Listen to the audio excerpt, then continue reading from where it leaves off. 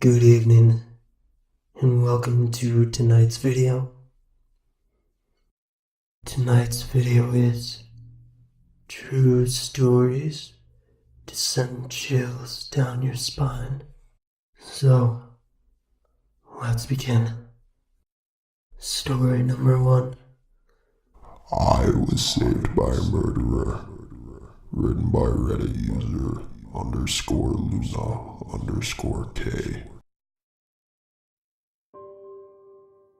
I'll admit, I'm not in the greatest mental state right now, but I figured talking about it would probably solve a lot of problems on my mind. Anyway, I haven't been feeling the best after the death of my parents, but this was something I never expected in a million years. I got home from school after being made fun of and bullied all day, making me feel like absolute shit. I was feeling down on the world and worthless, so I took matters into my own hands. Made up my mind. I would kill myself that night. Well, I started to plan and got everything ready. A rope hanging, and made up a note for whoever decided to care. Well, I didn't have the courage to just yet. Then 2:30 a.m. rolled around, and I was ready to leave the world. Everything was set up and ready, and I mentally prepared myself for what was to come. I climbed onto the chair and strung the rope around my neck, and I heard the door forced open. It sounded like somebody had hit it with a really big hammer. My mind at this point was on death, and I didn't care what was to happen. I heard footsteps carefully making their way upstairs, and I kicked the chair down. It made a thud on the floor. I don't remember much of what happened, just his face. Blurry white male wearing stereotypical lumberjack plaid with a big beard and glasses. I guess he had a change of heart, because I found out later he was arrested for murdering an elderly man. Anyway, I awoke, being wheeled into the hospital with this man beside me. I couldn't think then. I didn't know what was happening. One minute I was hanging from the ceiling, the next I was rushed into the hospital with a murderer beside me. From my knowledge, he followed me home and had intentions of hurting me, which probably would have been better at this point, now that I think of it. If only I'd waited a few more minutes. No, I shouldn't have. I don't know what's going through my mind right now. So many emotions, so little brain power. I need sleep. No, I can't. Story number 2. I don't know what I did last night, but the voice inside my head does. By Reddit user Terrible Sasquatch. I felt the lurch of the vehicle as it began to move forward. The movement of the car made me ache as I felt the bile start to rise from my stomach.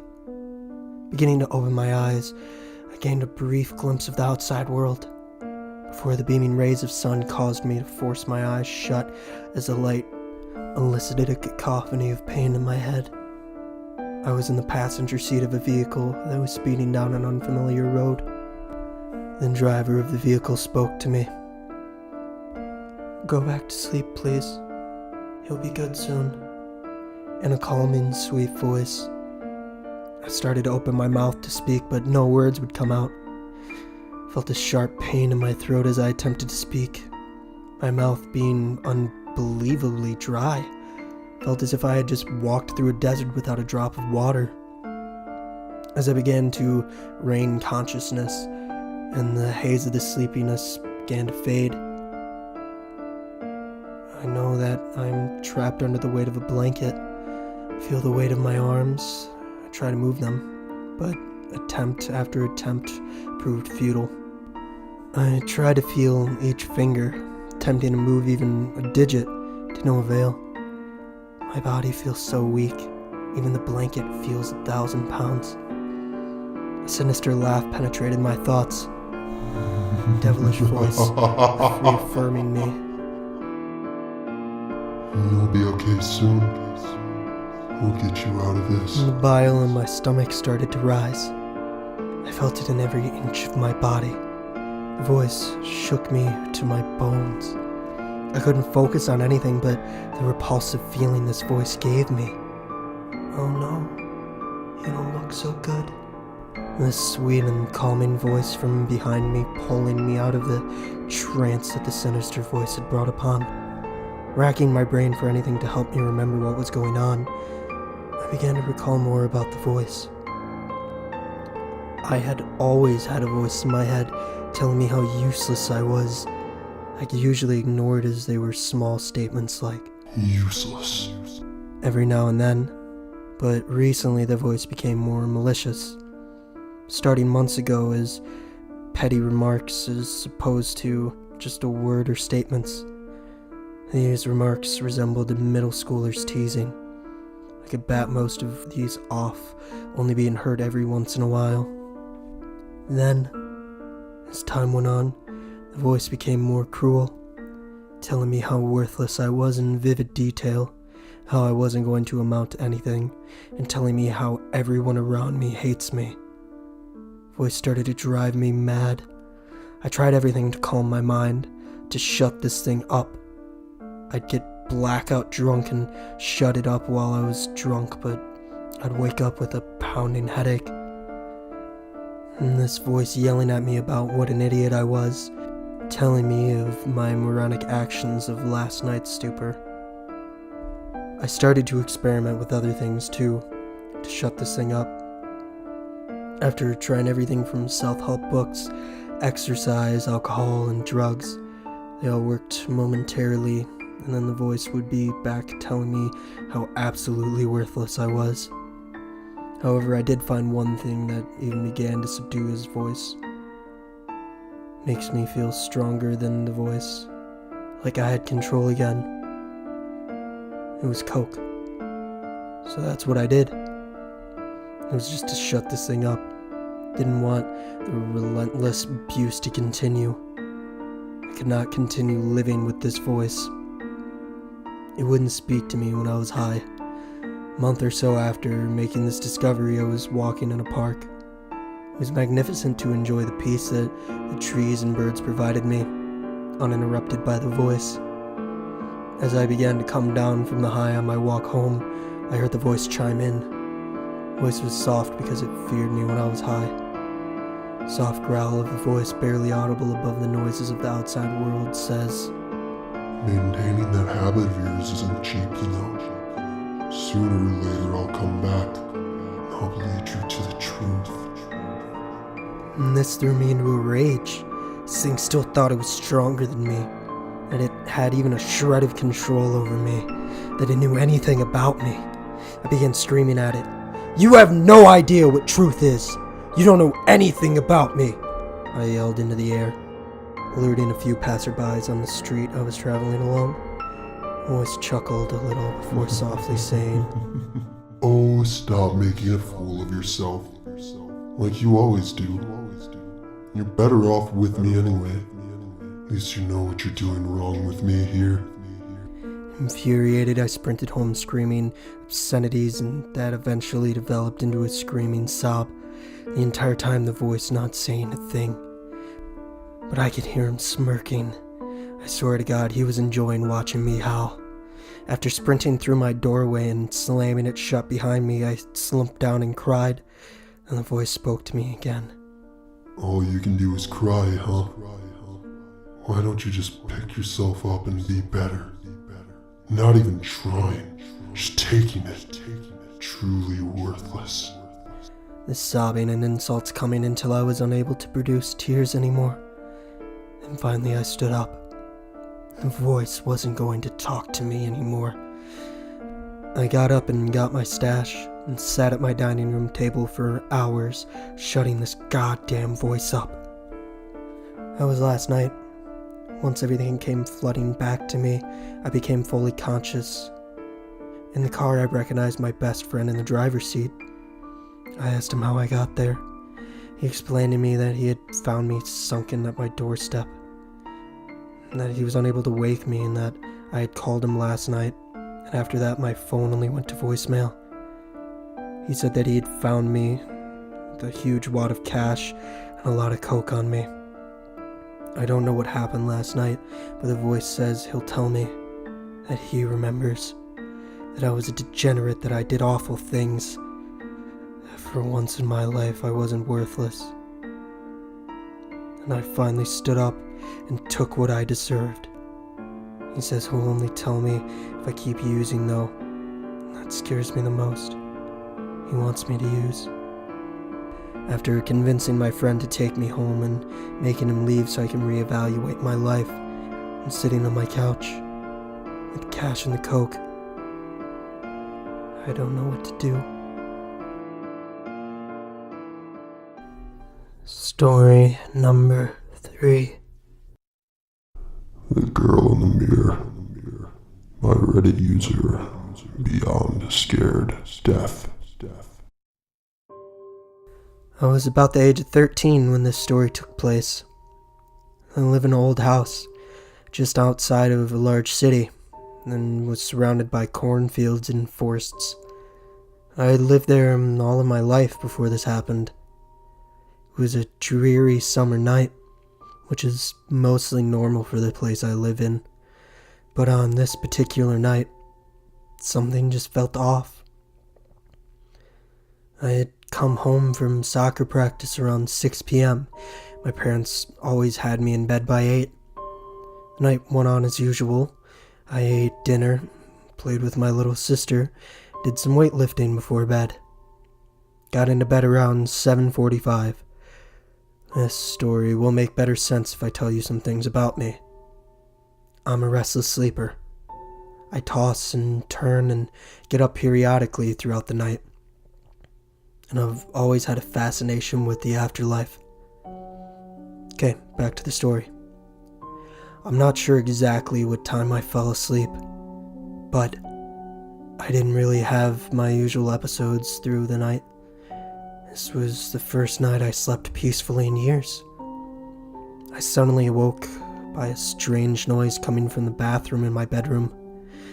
Since I had used the bathroom always, I decided to go check it out. I thought it might be a mouse or a bat since we live in the country and the house is old and has holes in the older walls. I went in the bathroom. I didn't see anything, so I proceeded on the way to pee. After peeing, I washed my hands and face. When I was washing my face, I looked up at the large mirror that overhangs my sink. Since there was still water in my eyes, my vision is blurry and I couldn't really see much.